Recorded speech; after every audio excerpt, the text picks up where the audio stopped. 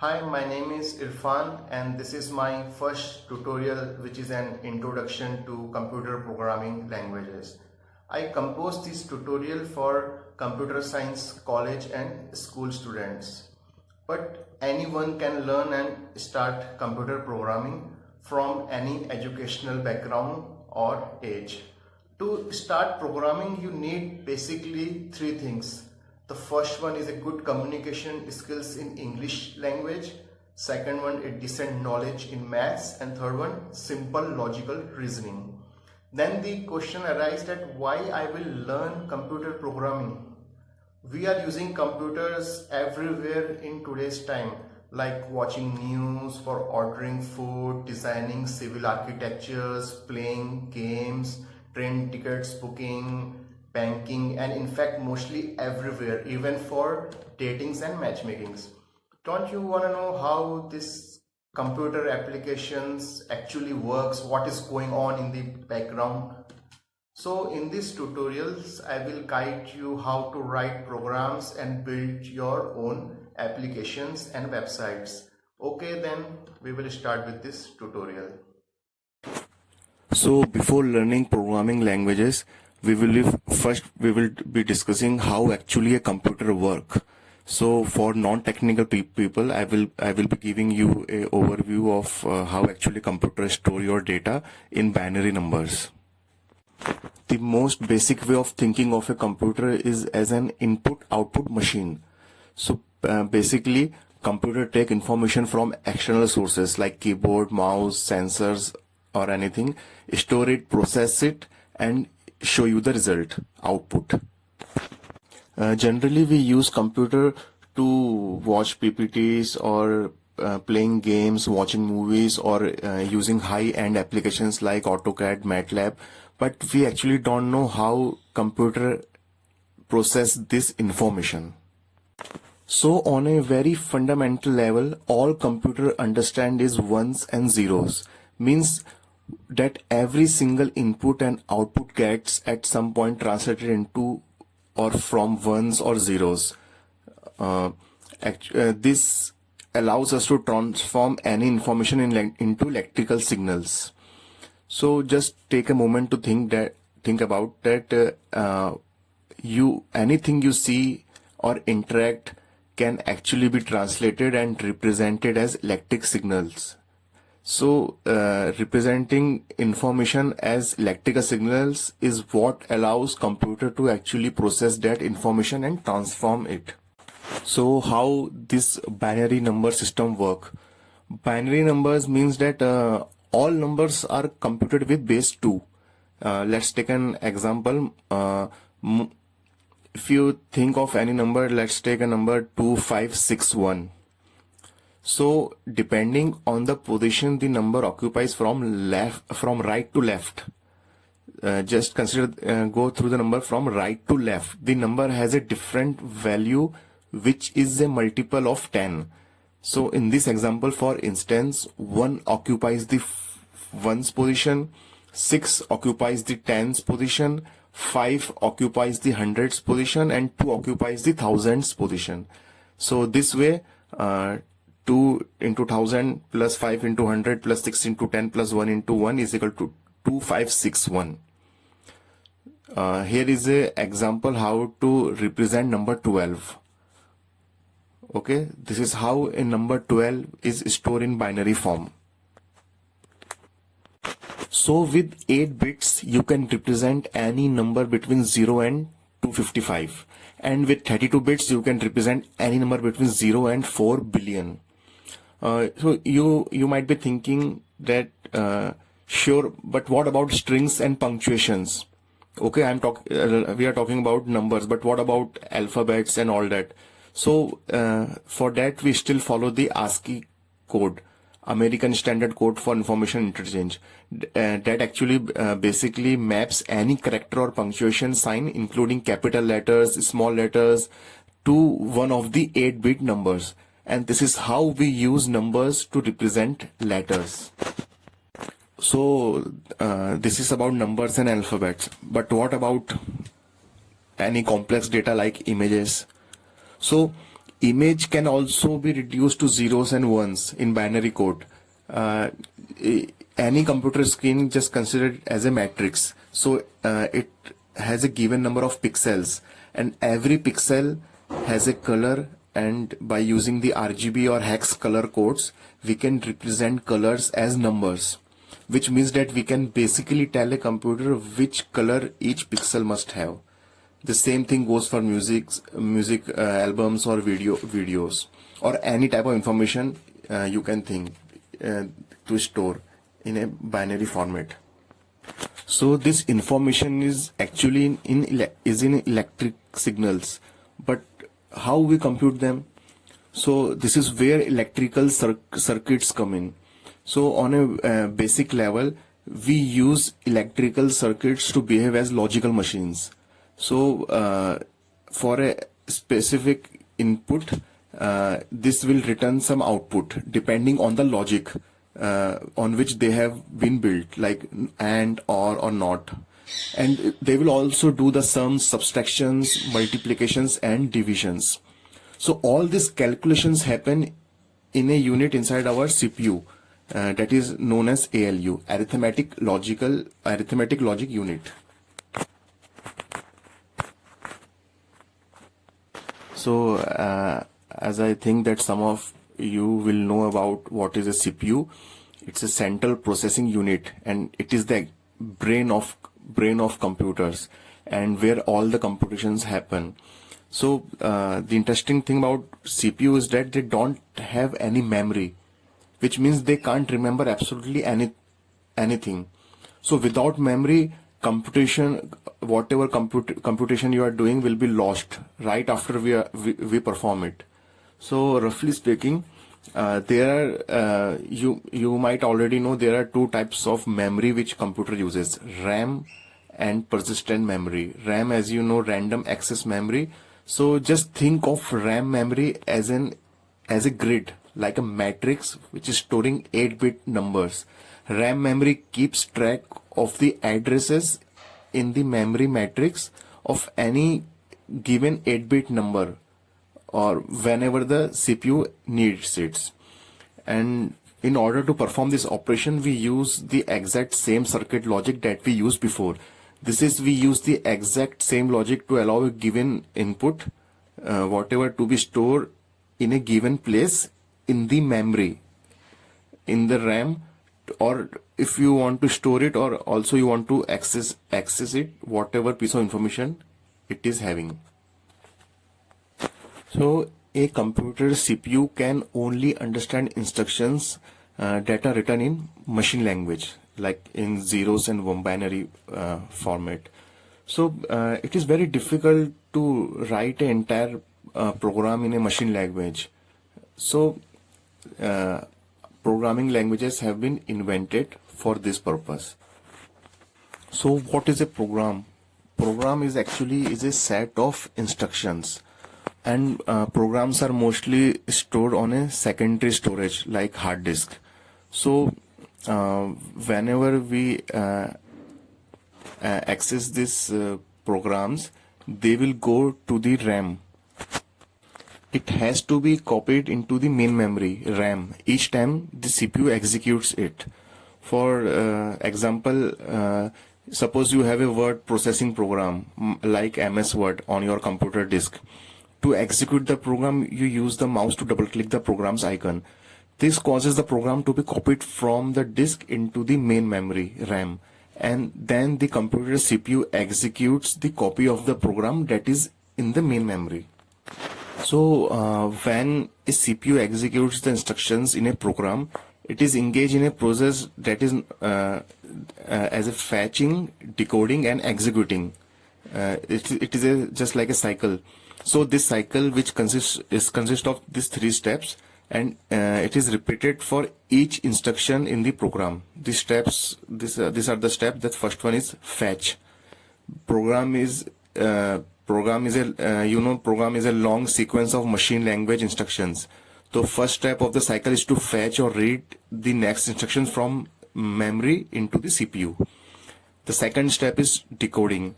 So, machine language instruction is a binary number that represents a command that tells the CPU to perform an operation.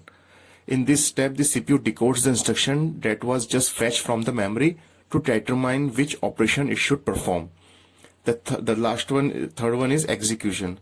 So, it is to execute or perform the operation. So, computers can only execute programs that are written in machine language.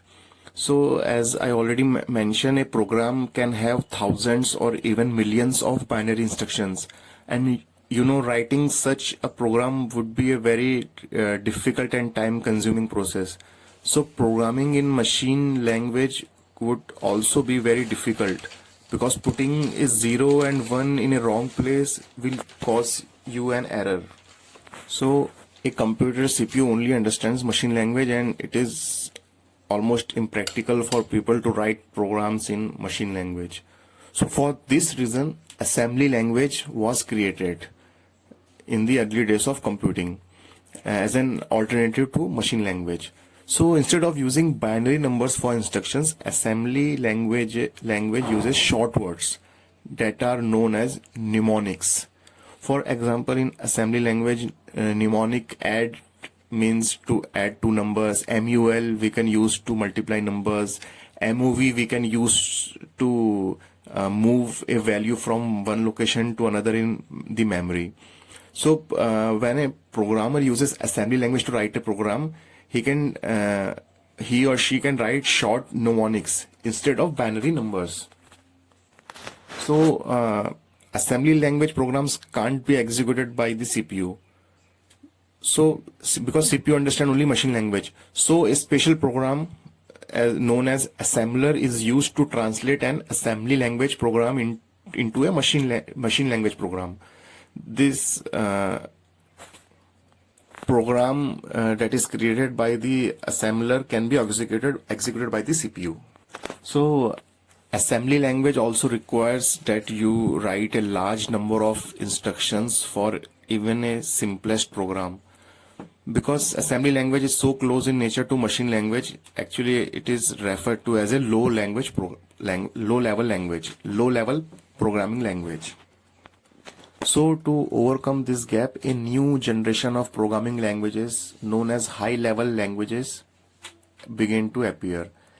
A high level language allows you to create powerful and complex programs without knowing how the CPU works and without writing large number of low level instructions. In addition, most high level languages are used that are very easy to understand. So Python is a modern high level programming language. We will discussing about it in our next tutorial. So in Python, if you want to display a simple message like hello world, so we will write this set of code: print hello world. So if you want to do the same thing with the assembly language, it will require lots of instructions, and you should also should have the knowledge of how CPU interacts with the computer's output device. So as you see from this print hello world example, high level languages allow programmers to concentrate on the task they want to perform with their programs rather than the details of how the CPU will execute those programs, like in assembly language. So a computer program is a sequence of instructions written using a computer programming language to perform a specified task by the computer. So as you see, the two important terms that I used in the above definitions are sequence of instructions, and second is computer programming language. To understand these terms, just consider an example.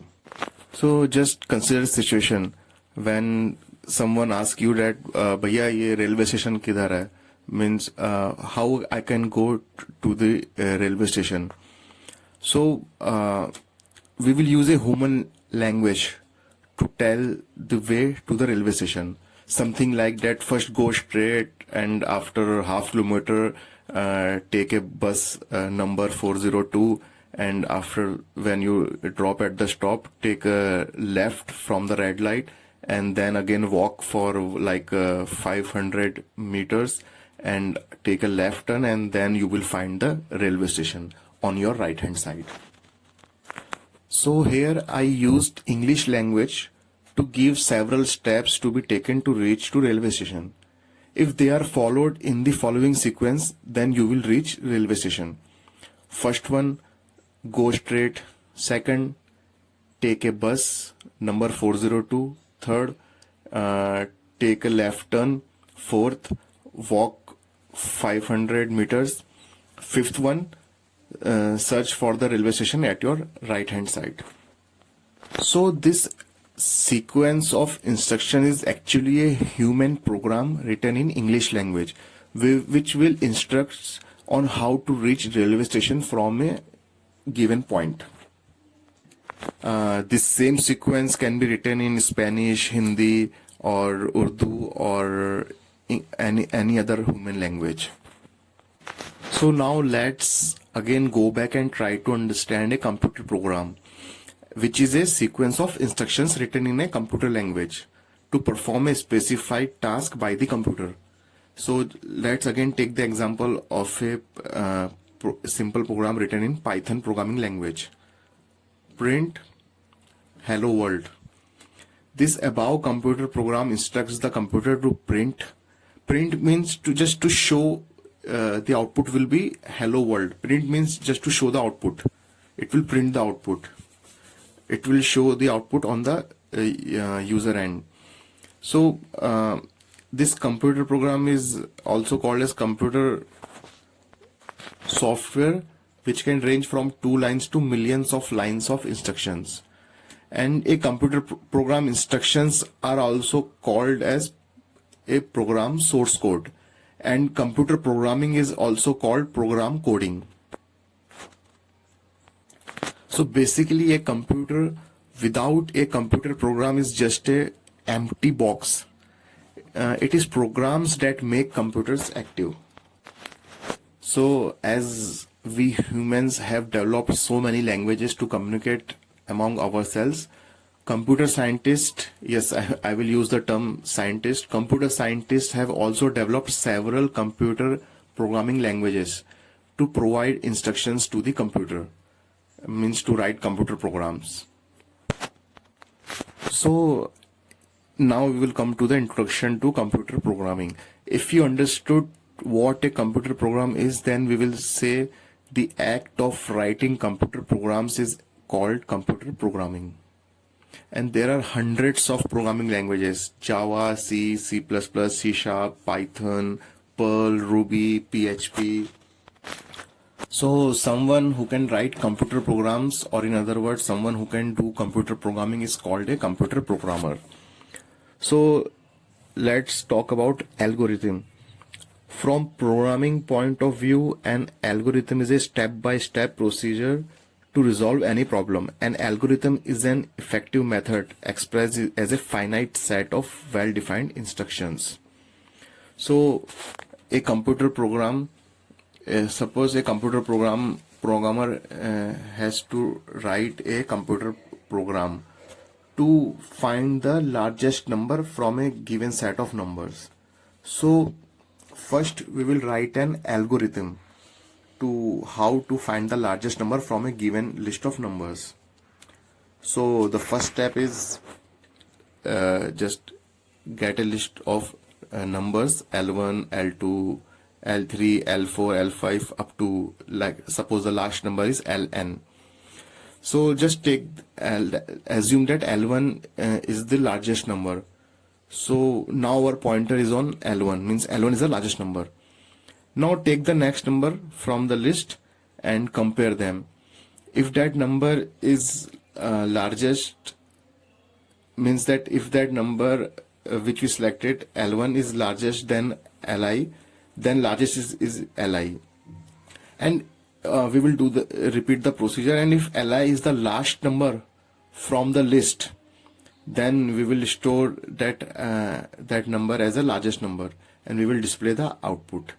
Or else we will repeat the same process from step number 3.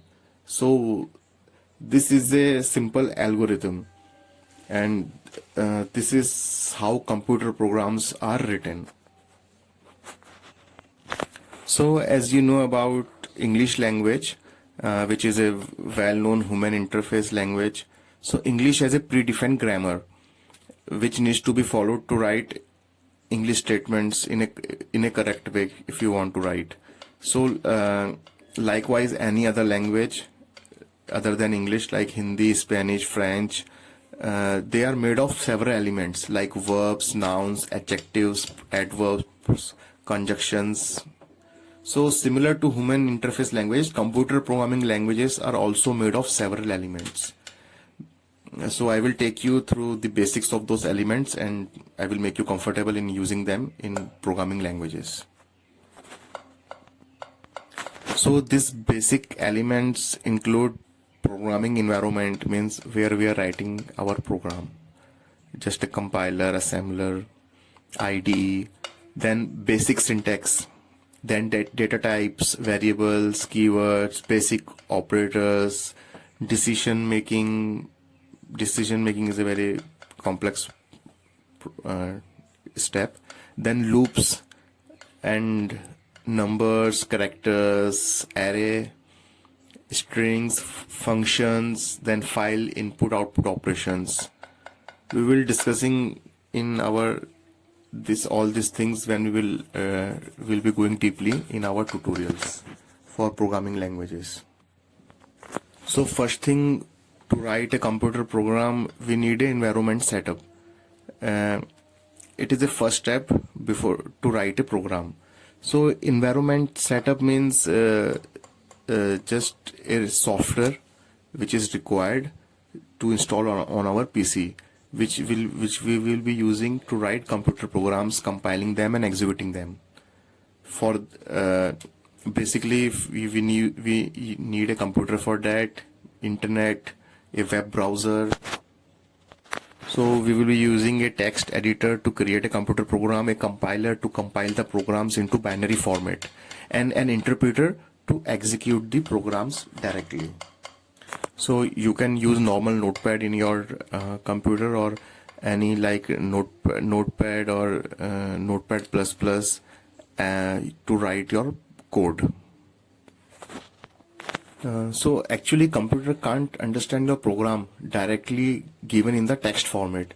So we need to convert this program into a binary format which can be understood by the computer. So the conversion from text program to binary file is done by another software which is known as compiler. And this process of conversion from text formatted program to binary format is called program compilation. So finally you can execute binary file to perform the program task.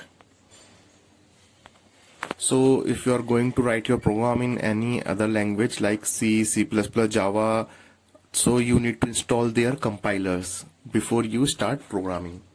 So we right now we just discussed about the compilers and the compilation process. Compilers are required in case you are going to write your program in a programming language that needs to be compiled into binary format before execution. The whole program will be compiled into binary language before execution. But there are some other programming languages such as Python, PHP, Perl, which do not need any compilation into binary format. They will be rather using a interpreter. So interpreter can be used to read such programs line by line and execute them directly without any further conversion. So if you are going to write your programs in PHP, Python, Perl, Ruby, then you will need to install their interpreters before you start programming. So we will discuss about these three main things which we are using in programming: assembler, compiler and interpreter. Assembler will convert the assembly code into machine code. Compiler converts the source code written by the programmer into a machine level language. Okay, and the output of a assembler is a binary code and output of a compiler is a mnemonic version of the machine code. As examples of assemblers are GAS, GNU, and for compiler which are using compiler are C, C#, Java, C++. And as we discuss about interpreter. So interpreter converts source code into the intermediate form and then converts that intermediate code into machine language. And in case of interpreter, no intermediate object code is generated, but in compiler, intermediate object code is generated in case of compiler. A compiler takes less execution time when compared to interpreter because it is compiling the whole program at one time, whereas in interpreter takes more execution time when compared to compiler. Examples for languages which are using interpreter are Python, Perl, VB, PostScript, Lisp. Okay, so we will now take a quick look on a brief history of the programming languages. So the first general purpose programming language which was used worldwide was Fortran, and it was developed by IBM in the 50s. Then, as you all know, C programming languages, it is the main programming languages which is taught in the schools and colleges as the first programming language. And then C++, which is actually just programming C with classes. And then Python, it was developed by Van Rossum in 1991, and it is still used worldwide, and it is the #1 programming language in the world right now. And also Java, which was developed in 1995 by James Gosling. So now, as I already told you about IDE, Integrated Development Environment. So why we need an IDE? So IDE is actually a software for building applications that combines common developer tools into a single graphical user interface. An IDE typically consists of first is a source code editor, a text editor that can assist in writing codes with features such as syntax highlighting, providing language specific auto completion, and checking for bugs as code is being written. And second one is builder, which contain utilities that automate simple repeatable tasks by the developer, like compiling computer source code into binary code, or packaging binary code and running automated tests. And the third one is debugger, a program for testing other programs that can graphically display the location of a bug in the original code. So why do developers use these IDEs? So an IDE allows developers to start programming new applications quickly because multiple utilities don't need to be manually configured and integrated as part of the setup process. Developers also don't need to spend hours individually learning how to use different tools when every utility is represented in the same workbench. In fact, most features of IDEs are meant to save time, like intelligent code completion and automated code generation, which removes the need to type out full character sequences. So let's take a look of the most famous IDEs. Android Studio and Eclipse both are used simultaneously worldwide, and as you see, Android Studio and Eclipse, they both support multiple languages. And then also some IDEs are available online, means you don't need to install any software in your laptop. Just go to the browser and directly run IDE from their website. W3 School is my personal favorite online IDE, which I also use. And here, as you see, this is a data from 2017, but Python is still in #1 in the #1 used programming language in the world, followed by C, Java, C++. Okay, so what is a front end and back end? So front end developers work on what the user can see, while the backend developers build the infrastructure that supports it. Both are necessary components for high functioning application or website. So as you see in this picture, that this is the front end tools, back end tools used by the developers. Now in the end, I will give you a short summary of how a program code is written in a programming language. As you already see in this picture, the shortest program syntax used is in Python. So this is a syntax. You need to define variables and then you need to print the output. So, and this are the syntax of other languages: R, SQL, PHP. So folks, I hope you understand this tutorial and the basic of computer programming. In the next upcoming tutorials, I will be teaching you some popular programming languages like Python, C++, Java, JavaScript, R, and others from scratch. Thanks again for watching this tutorial.